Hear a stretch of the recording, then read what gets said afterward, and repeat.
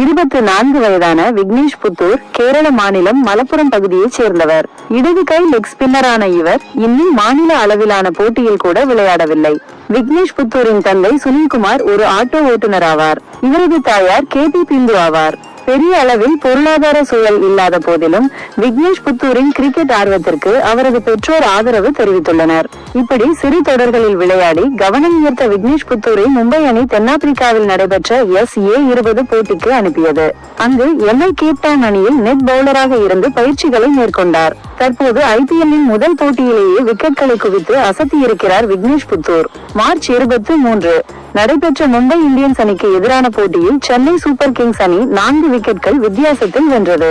ஆனால் மும்பை இந்தியன்ஸ் அணியின் இளம் வீரர் விக்னேஷ் புத்தூர் சுழற்பந்துக்கு சென்னை அணி வீரர்கள் திணறினர். தொடக்கத்தில் ராகுல் திரிபாத்தி ஆட்டமிழந்த நிலையில் ருத்துராஜ் கேக்வாட் சிறப்பாக விளையாடி அரை சதம் எட்டினார். நல்ல ஃபார்மில் இருந்த இவர் விக்னேஷ் புத்தூர் வீசிய பந்தில் கேட்ச் கொடுத்து ஆட்டமிழந்தார். அடுத்தாக களம் வந்த சிவன் துபே, தீபக் ஹூடா ஆகியோரும் விக்னேஷ் புத்தூர் பந்து வீச்சில் ஆட்டமிழந்தனர். ஆட்டம் ஒரு பக்கமாக சென்ற நிலையில் திடீர் திருப்பத்தை ஏற்படுத்தினார் விக்னேஷ் புத்தூர்.